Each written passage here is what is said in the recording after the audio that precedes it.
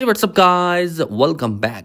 In today's video, I'm going to be showcasing you how to hide the apps on your Galaxy S26 Ultra. So let's get started. So the very first thing which you want to do is to open up your settings.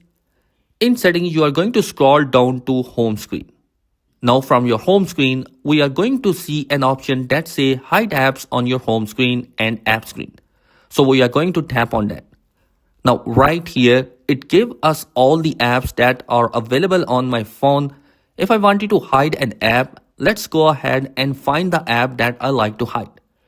Maybe I wanted to hide this app. So simply tap on it.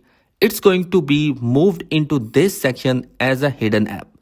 So right now I have only one app that is hidden. If I wanted to add more, I can simply go ahead and tap on them.